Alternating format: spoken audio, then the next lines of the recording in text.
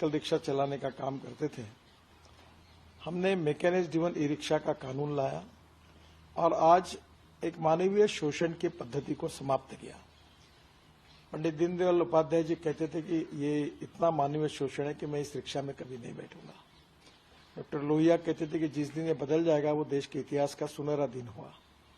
तो मुझे लगता है कि ये जो मैकेनिज्म ई रिक्शा हमने लाया और उसमें आज 1 करोड़ लोगों को मुक्ति मिली, लगभग अब साइकिल रिक्शा और आदमी ढोने वाला रिक्शा दिखता नहीं।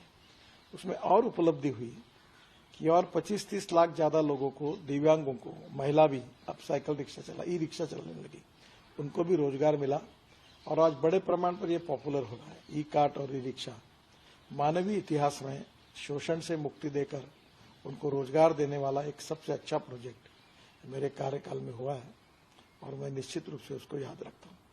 गडकरी जी, लोग कहते हैं कि सरकार में चाहे आपको कुछ दिखे या नहीं दिखे, जहां आप जाएंगे आपको बेहतरीन रास्ते जरूर दिख जाएंगे। आपका पर्सनली बड़ा इंटरेस्ट रहता है, आप कई बार लोगों को डांट भी लगा देते हैं अगर उन्होंने सही से काम वाम किया या नहीं किया।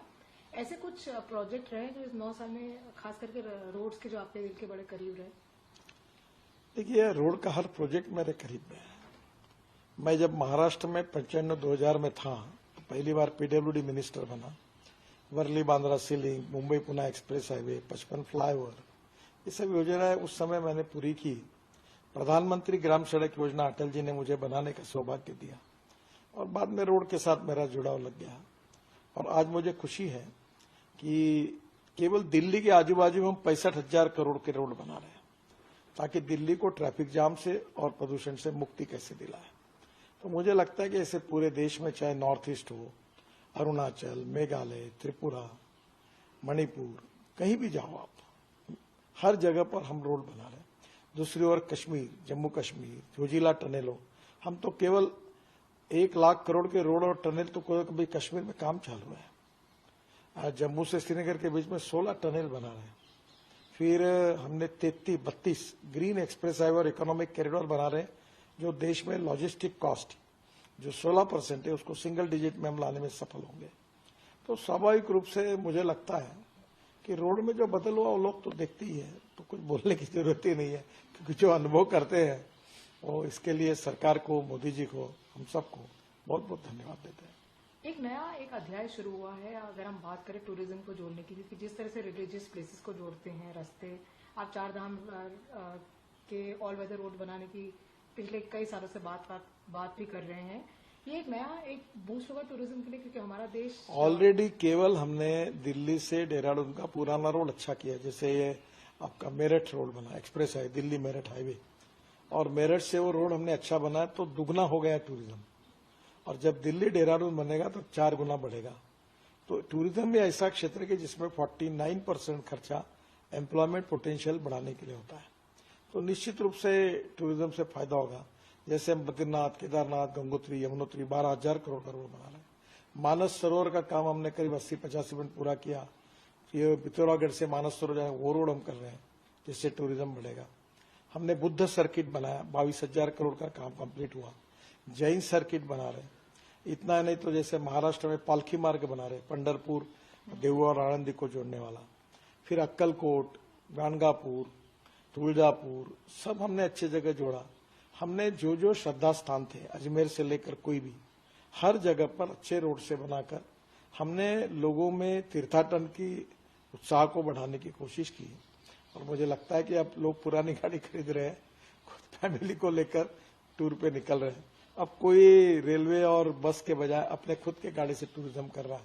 तो ये देश के लिए एक बड़ा अच्छा साइन है। इससे नए रोजगार की निर्मित होगी और देश की प्रगति और विकास में हमारा टूरिज्म सेक्टर बहुत कंट्रीब्यूट करेगा। आप खुद ई व्हीकल से चलते हैं, हमेशा लोगों को कहते हैं कि ई व्हीकल्स को अडॉप्ट करना चाहिए। एक जो आम आदमी के दिल में एक सवाल जो रहता है गडकरी जी, कि जो अभी तक ई व्हीकल्स अवेलेबल है वो बड़े एक्सपेंसिव है, इसके ऊपर आपकी सरकार कब तक काम कर पाएगी कि कम से कम अफोर्डेबल हो जाए? देखिए, $150 पर किलोवाट उसका वो बैटरी की कॉस्ट हो रही थी, वो 115 तक आई है और मेरे हिसाब से वो 100 तक आ जाएगी।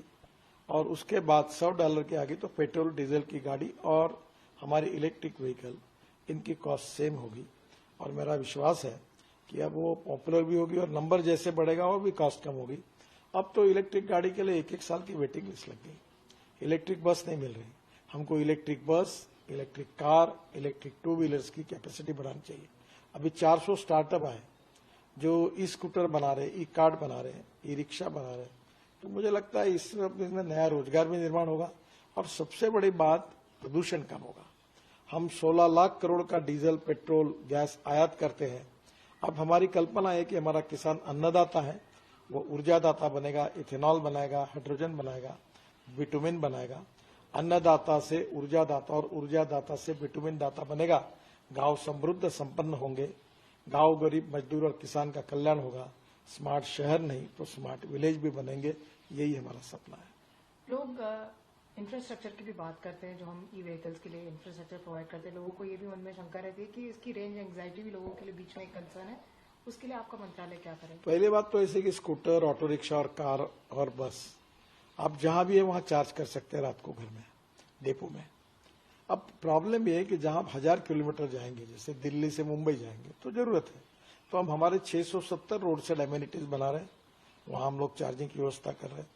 और भारत सरकार ने भी इसके ऊपर अनेक उपाय योजना की है। 1 साल में आपको सब जगह चार्जिंग सिस्टम मिलेगी, फास्ट चार्जिंग होगा, ये अड़चन नहीं रहेगी। तो गडकरी जी, जिस तरह की रेगुलेशन अभी कायम है कि 10 साल के बाद जो डीजल व्हीकल